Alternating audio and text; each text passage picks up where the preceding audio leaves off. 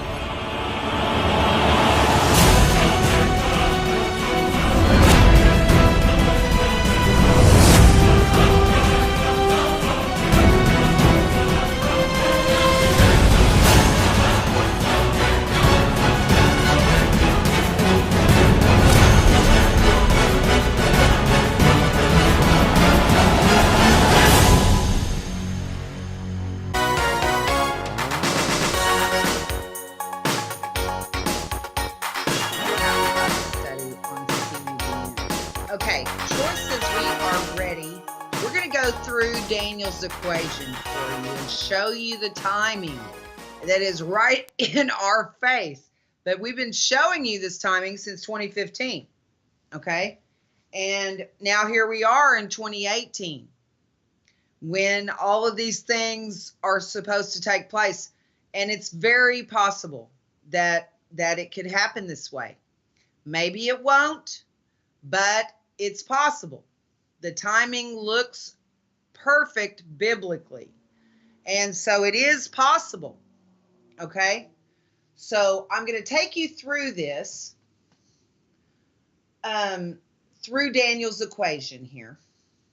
Now you can find the outline for Daniel's equation on my Facebook wall. Lisa Dennis Sparks with the hyphen. And I believe the other wall as well. But just click on the cover photo, and that is, it looks kind of like a certificate with a bunch of writing in it. That is Daniel's equation. If you click on it and then enlarge it to where you can see it, you know, you usually just have to take your 2 fingers and put on it and then just spread them out to make it larger.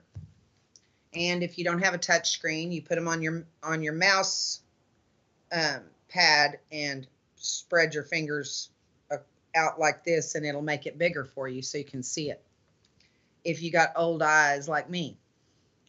Now, we're going to look at Daniel's equation. This is incredible how perfectly it fits with the timing. Now, let's go over, I'm going to show you where I got this. Let's go over to the book of Daniel, right after Ezekiel. And we're going to go into Daniel chapter 9. And we're going to start at verse 24. And I'm going to point this out to you as quickly as I can. Now, Daniel's equation is the foundation of Bible prophecy. It is 70 weeks of 7 years each for a total of 490 prophetic years. Now, I'm using this outline from my Facebook wall that I've put on there, and you can follow along with me with that as well, and that gives you the timing. The 70 weeks of years are found in Daniel chapter 9 and verse 24. 70 weeks are determined upon thy people and upon thy holy city. This is the messenger, Gabriel, the archangel, who has brought this message. He says, 70 weeks are determined upon thy people, that's the Jews, and upon thy holy city, that's Jerusalem. The Jews and Jerusalem together are involved in this 490 years. To finish the transgression, there's 7 things that must take place. To finish the transgression, to make an end of sins, to make reconciliation for iniquity, to bring in everlasting righteousness, to seal up the vision and prophecy, there's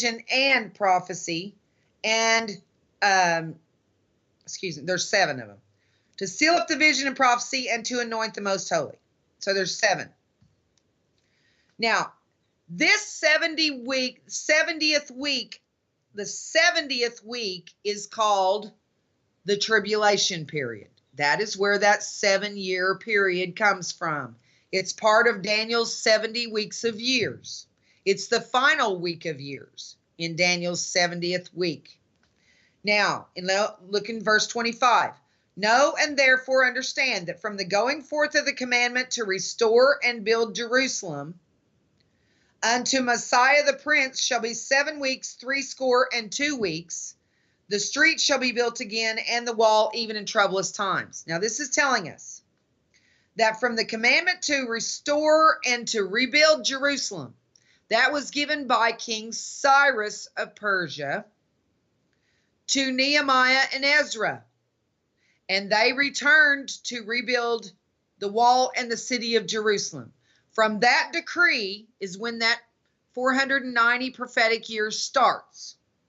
Now, it tells us in verse 26, well, see, and in 25 it says, from that time unto Messiah the Prince shall be 7 weeks, 62 weeks. That's 69 weeks. The street shall be built again, and the wall even in troublous times. And we've seen that happen. In verse 26, after 62 weeks, after 62 weeks or 434 years, shall Messiah be cut off. So from Cyrus' decree to when Jesus was crucified was 434 years or 62 weeks of years, leaving 8 weeks of years or 56 years of 360 days each remaining to be fulfilled. Now there is an event that has to take place for the clock to start running again. That would be when the Jews recaptured Jerusalem in June 1967. So he says here, after 62 weeks, this is verse 26 in Daniel 9, after 62 weeks shall Messiah be cut off, but not for himself. And the people of the prince that shall come, that's the end time Antichrist, shall destroy the city and the sanctuary. So the same heritage of people who destroyed the second temple is also going to, who defiled and destroyed the second temple, are also going to defile the third temple. Now, that was Rome. So you have a Roman who's going to defile the third temple. That shall come and shall destroy the city and the sanctuary, and the end thereof shall be with a flood, and unto the end of the war desolations are determined. That's from the midpoint all the way to the end. And he shall confirm the covenant with many for 1 week. That's the Antichrist. He brings a 7-year treaty that is breached when the temple is defiled. The breaching of the treaty would be January 20th, if that's the case. And we haven't even seen it yet. So obviously this treaty is very short-lived. In the midst of the week, that means during Daniel's 70th week, in the middle of it, he shall cause the sacrifice and the oblation to cease. On our calendar, that would be December 21st, 2018, when the sacrifices and oblations cease. And then you would have the temple defiled January 20th is our best possibility. And so that would mean the Jews' 1,335 days starts December 21st, 2018, if this is the right timing, and the sacrifices and the oblations cease. And then about a month later, you have the temple defiled. The Jews' final 1,335 days would start on that day, December 21st, 2018, when the sacrifices and oblations cease. That would be the beginning of their 1,335 days.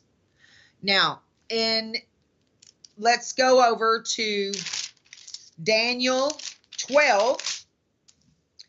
Now, we're looking at this timing.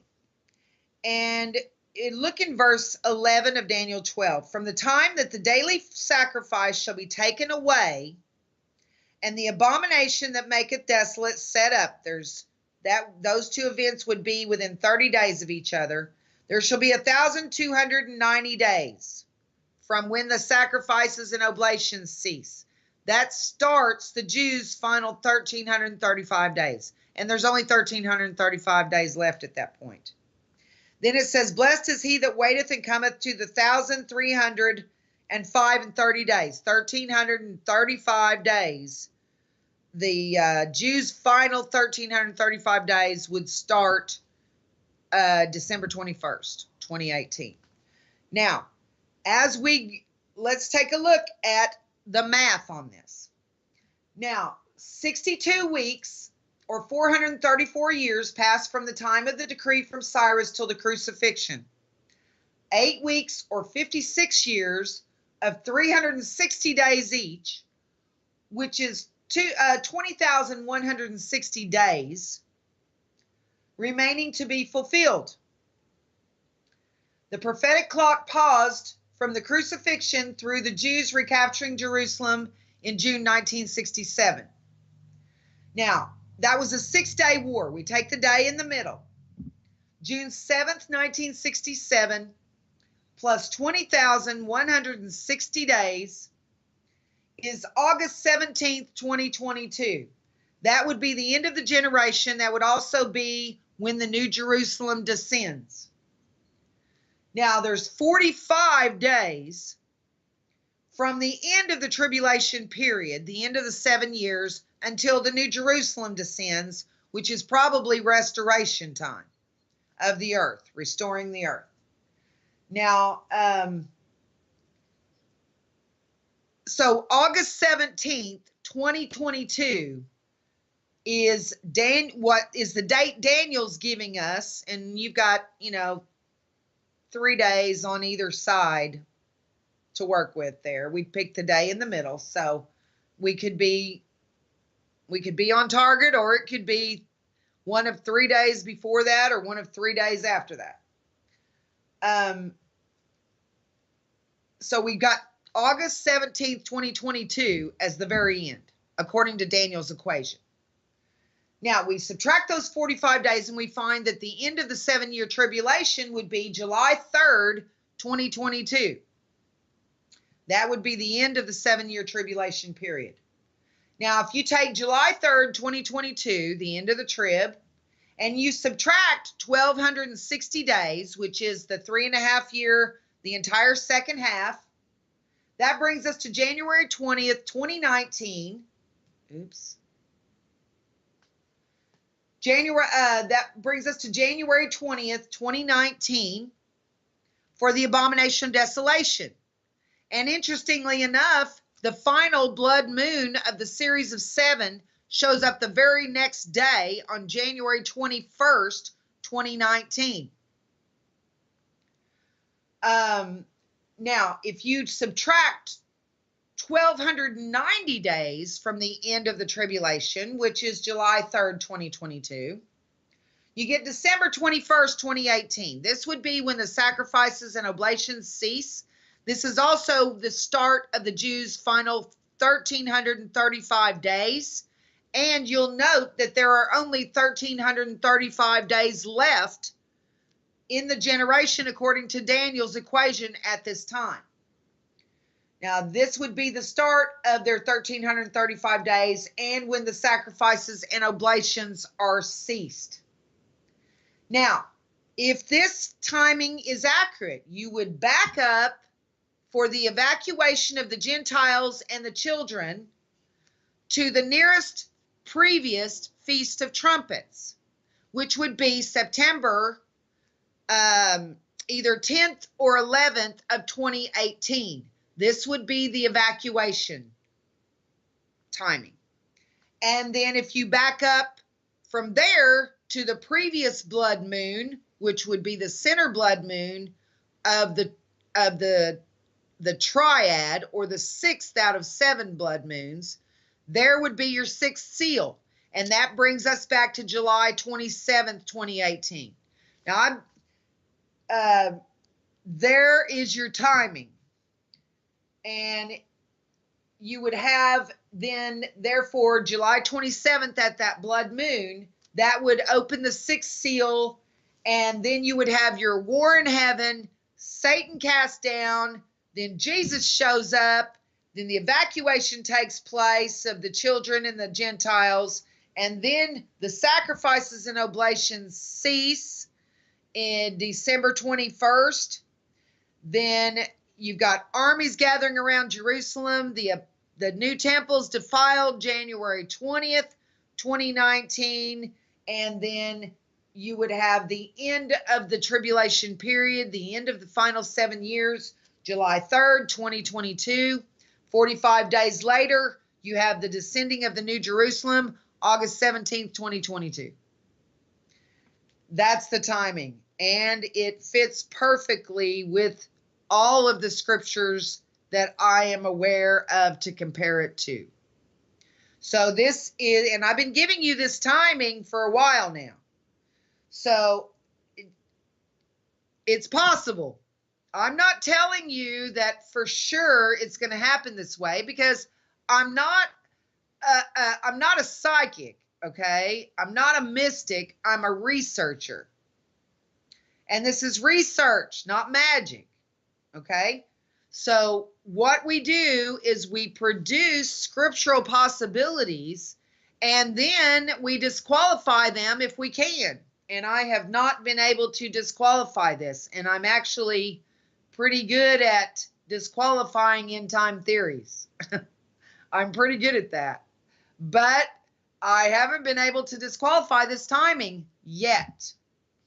Now, we're going to know before September if we're going in September, because when the sixth seal comes, if it comes July 27th, 2018, this year, in like 70 days, we're going to see immediate effects after this seal would be opened, which would be a great earthquake, be it global or regional in the Middle East. It'll be an 8-pointer or greater as a great earthquake. And then you have a war in heaven where you have positive and negative forces colliding and fighting in space above us. Then Satan and his 1/3 are cast down like a meteor shower. They crash land on the earth. The word says that everyone is underground before this seal's effects have concluded. And we see the effects of the sixth seal in Revelation. Let's go to Revelation chapter 6. And starting at verse 12, and I beheld when he had opened the sixth seal, and lo, there was a great earthquake. So see, we're going to know if this great earthquake shows up after that seal is opened, then we'll know our timing is on schedule. And then we'll see the war in heaven. We'll see Satan cast down like a meteor shower. And it says here, I beheld when he had opened the sixth seal, and lo, there was a great earthquake. The sun became black as sackcloth of hair. So the sun's going to go dark at some point. And the moon became as blood. There's your blood moon.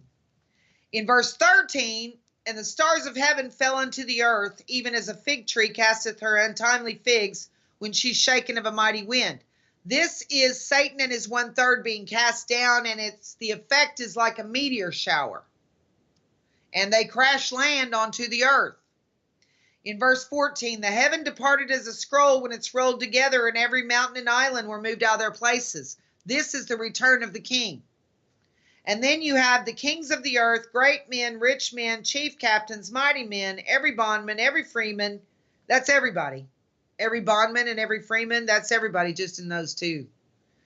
Hid themselves in the dens and in the rocks of the mountains, and said to the mountains and rocks, on us and hide us from the face of him that sitteth on the throne and from the wrath of the Lamb. They can see him on his throne. They can see his face. Jesus is here, and everybody's underground scared to death. And the wicked are begging the mountains to fall on them and crush them to death to hide them from him. How scared do you have to be to ask a mountain to fall on you and crush you to death to hide you from him? I'd say that's pretty scary. Then in verse 17, for the great day of his wrath is come, and who shall be able to stand? Then you have the second half, and he is here for the entire second half, probably in the holy city, hovering in orbit above the earth. And the judgments would be poured out from the city, okay, upon the earth. Now, also, if you go over to Revelation 12 very quickly, we have a further description of 6 seal events in Revelation 12. First, in 1 through 3, we have a description of 2 star alignments that are once in human history thing that showed up last September 23rd of 2017. Now, that gave us our position as a 1-year warning. Therefore, that's another evidence that this coming September could be our evacuation. In verse 4 of chapter 12 in Revelation, you see that his tail drew the third part of the stars of heaven and did cast them to the earth. This is where Satan and his 1/3 are cast down. And it says, the dragon stood before the woman, that's Israel, which was ready to be delivered. The body of Christ has not yet been evacuated when Satan is here. He is cast down prior to the evacuation. See, we're looking at the evacuation in September, either 10th or 11th, but Satan is cast down before that. We have the 6th seal open July 27th, and then the evacuation either September 10th or 11th, and Satan is cast down somewhere in between there in that 6-week window. I know, this is amazing, isn't it? So you see the dragon standing is here before the child is born in verse 4. Then the child is born in verse 5. That's the evacuation. We are the body of Christ. She brought forth a man-child who was to rule all nations with a rod of iron, and her child was caught up to God and to his throne. So there's your evacuation. But Israel's still here. The woman, that's Israel, she flees into the wilderness in verse 6, where she has a place prepared of God. And she will be there and cared for 1,260 days. That's the entire second half from the abomination of desolation forward. Now, verse 7 regresses and shows us the war in heaven before Satan is cast down. You have verse 7, and there was war in heaven. Michael and his angels fought against the dragon, and the dragon fought and his angels, and prevailed not, neither was their place found any more in heaven. And the great dragon was cast out, that old serpent called the devil and Satan, which deceiveth the whole world. He was cast out into the earth, and his angels were cast out with him. They are the reapers. And then you have Jesus shows up after Satan is cast down. And then you have a great slaughter of the Jews, the second half.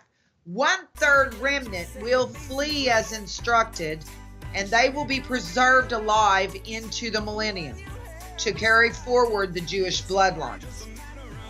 And then the other 2/3 will probably lose their heads and become martyrs. We're going to take a quick break. We'll be back right after this.